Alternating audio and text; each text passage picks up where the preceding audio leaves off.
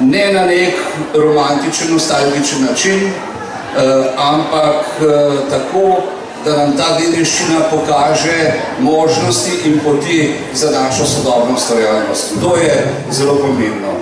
Druga stvar, ki bi jo rad tukaj poudaril, je ta, da sem bil zelo vesel, ker je gospa, ki je povezovala prireditev, mislim, v prvem ali v drugem stavku povedala, da bo prireditev pokazala šege, navade, prehrano pred 50 leti. To je zelo, zelo pomembno, kaj ti beseda nekoč, nekdaj nič ne pove.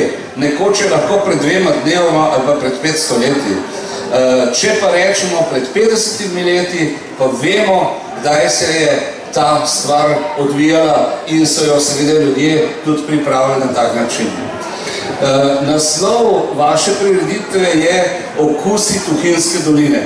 Jaz sem tega naslova zelo vesel, zaradi tega, ker lepo sovpada tudi s slovenskim sloganom Okusiti Slovenijo. In če rečemo Okusiti Slovenijo, naj povem, da tudi Tuhinjska dolina pomembno prispeva k temu, kar se je zgodilo letos. Letos je namreč pred enim mesecem bila v Sloveniji vrhunska mednarodna strokovna žirija, ki je preverjala, ali smo godni, če tako rečem, za to, da postanemo evropska destinacija gastronomije. In dejansko so po 3 dnevih njihovega bivanja tukaj ugotovili, da smo dobra kandidatka, da je Slovenija dobra kandidatka in letos meseca oktobra bomo seveda že požegnani, če tako po domače rečem, v Bruslju. Leta 2021 bomo postali pa polnopravni člani. Zakaj to pripovedujem? Zato, ker med pravili in pa pogoji za članstvo v tem uglednem evropskem združenju so tudi take stvari, kakršna je vaša prireditev.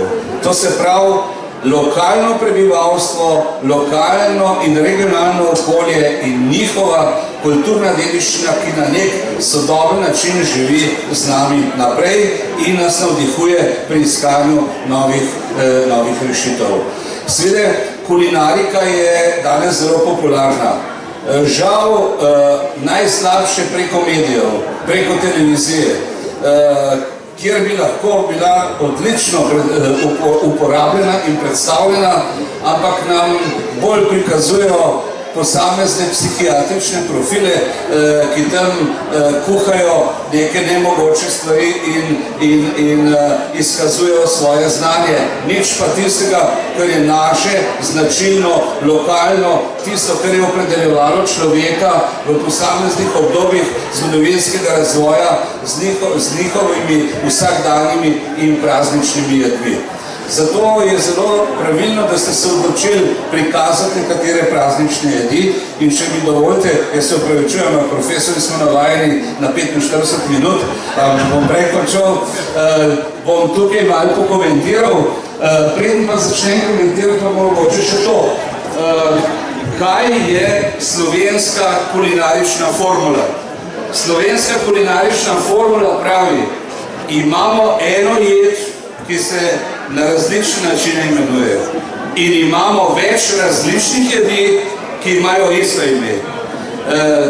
Če to formulo obvladamo in jo razumemo, potem bomo tudi razumeli, zakaj ima Slovenija tako kulinarično bogatstvo. Tudi tukaj smo slišali, voditeljica tega dogodka je rekla, ja, zdaj so pa tukaj bobi, pa ste takoj grofi rekla še. Se pravi, imamo eno jed, ki se je že tukaj na 2 načina imenovala, čeprav so v nekaterih območjih Slovenije tudi razlike med grofi in bobi. Bobi niso nadevali, grofi imajo pa marmelado noter. Zdaj, seveda, že pripovedujem tisto, kar je danes zelo pomembno. Vsaka jed ima svojo zgodbo. Tudi grofi imajo svojo zgodbo. Jo bom povedal, če je zelo kratka. Grofe so začeli najprej cveti na Dunajskem dvoru.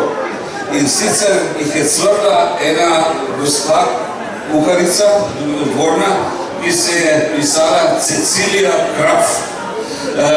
In seveda, to je bilo malo težko izgovarjati tudi Dunajčanom, da gospa Cecilija ali Cilka po naše peče krafen in so pa rekli, bojo pa to Cecilijine kroglice. Kako jih je ona pripravljala? Ona jih je pripravljala tako, kot mi pripravljamo, vendar dunajski krofi so bili manjši, 5 cm premjera, nadevani z varilčno marmelado in ocvrti na topljenem maslu. Mi grede, dajte mi obljubiti, da ne boste uporabljali besedo gi za topljeno maslo. V Ljubljani na tržnici je stojnica in piše G-H-E. Gi maslo. Mi imamo zato vsaj 7 različnih lepih slovenskih izrazov. Zakaj moramo anglo-ameriški, indijski izraz uporabljati v Sloveniji? No, in če se vrnem zdaj s krofom. Krofi so bili odsvrti na topljenem maslu, in seveda, ker je bil Dunaj prestolnica tudi naše dežele, je to vedenje o krofih prišlo tudi do slovenskega človeka. In slovenski šalk je rekel, to je pa zanimiva stvar, jaz bom pa ta krof naredil, da bo meni pomerjen, mojemu načinu življenja. Jaz ne bom ta krofa naredil, kot ga je Dunajski dvor, da so tako z 2 prstami prijeli 5 cm krof, pa dali v usta, tako je malo bliznali. Po enem podatku v arhivu Dunajskem so v enem letu v srednje 19. stoletja milijon krofov smrli v Dunajskem dvoru.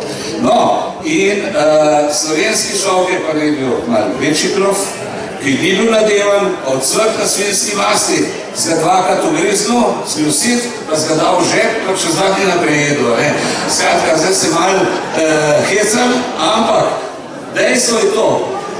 Danes smo postali v Sloveniji papagaji. Vse, kar je tuje, je sveto. Kopiramo vse mogoče neumnosti tega sveta, ne znamo pa graditi na naših stvarih. To je zelo fino. Tako da ta predstavitev prazničnih jedi je bila res odlična. Suhe slive, kuhane v vodi, ali pa suhe kruške, pepke so ponavadi dali na koncu poroke. Tukaj se vidno, da še kako velja tisti pregovor, ki pravi, jemo zato, da živimo, vendar ne živimo zato, da bi le jedli. Se pravi, hrana nam pripoveduje marsikaj, hrana ustvarja socialne razmerja med ljudmi, komunikacije in danes je treba ljudi domov poniti, konci obceti, gremo tam, takrat so dali pa češpe ali pa kruške na mizo in so vedeli skozi hrano, to je pa ta zadnja stvar, ko gremo pa domov. Skratka, izjemno zanimive stvari sem tukaj videl. Tuhinjska fila je seveda ena od vrhunskih zadev vaše doline, je tudi v okusih Kamnika, to je bil en projekt, ki smo ga delali pred nekaj leti, pa je zdaj malo zaspal, ampak nove sile na kamniškem turizmu obljubljajo, da bodo to oživeli. Skratka, kot vidite, mene takoj zanese ob vsaki hrani, pa bi tako eno manjše seminarsko nalogo, zdaj tukaj povedal, pogledam juho. Juhe so na Slovenskem zelo mlade leti. Pred 19. stoletjem se juh skoraj da ni jedlo. Jedel se je še take morončice, prej so omenili eno od njih, Eingemacht, to je iz nemške besede, ne šuka. Skratka, take vare so se jedle, drugače pa juhe, v tem smislu, ki ga spoznamo, so zelo mlada jed na Slovenskem. Zakaj to govorim? Zaradi tega, da vas upozorim še na nekaj. Naslednje leto bomo imeli eno pomembno praznovanje. Naslednje leto bomo praznovali pomembno obletnico izida prve kuharske knjige v slovenskem jeziku, ki je šla leta 1799 v Ljubljani, njen avtor pa je bil Valentin Vodnik. Zakaj je ta knjiga za nas pomembna? Ta knjiga za nas ni pomembna zaradi receptov, co tam noter. Ta knjiga je za nas pomembna predvsem zaradi 2 stvari. Prvi zaradi odličnega voda, ki ga je Vodnik napisal, ki je vzgojen, ki da sodobnemu prebivalcu Republike Slovenije misliti marsikaj, ne samo glede besednega zaklada, danes, ko kopiramo iz angleščine vse mogoče besede z tega področja, ampak seveda tudi zaradi tega, ker vodnik piše tako, kot bi danes prehranski strokovnjak pisal. Piše, ni zdravo mastno jesti, posoda mora biti čista in tako naprej. Skratka, preberite to, se je knjiga dostopna v knjižnicah. Druga stvar, ki je pri tej knjigi zelo pomembna, je pa ta, da smo s to knjigo dokazali, da je ob koncu 18. stoletja bil slovenski jezik enakovreden vsem drugim svetovnim jezikom ali pa evropskim jezikom, velikim jezikom in zlasti tistih držav, ki so bile takrat kulinarično razpoznavne in pomembne. To se pravi, slovenščina je takrat lahko že izražala vse temeljne in specialne pojme s področja kulinarike in gastronomije v svojem jeziku. Skratka, vidite, da vsak krožnik pravzaprav sproži en kup iztočnic, s tem pa želim upozoriti samo to, da bi morali od osnovne šole naprej razmišljati o tem, da odkrivamo zgodbe o jedih. Na ta način bomo te jedi svetu zdobili. Če bomo mi otroku rekli, a boš jedel bob, a boš jedel ajmok, a boš jedel pico, bo takoj navdušeno pograbil za pico. Če ga bomo pa mi za zgodbo pripeljali do ajmokta, se bo pa tresel že na koncu in bo rekel, daj bo pres to probalo. Skratka, vse stvari so na nek način enostavne, samo sistematično je treba se tega lotevati in graditi na velikem bogatstvu, ki ga imamo na tem področju v vseh okoljih naše prelepe in različne bogate države. Hvala lepa.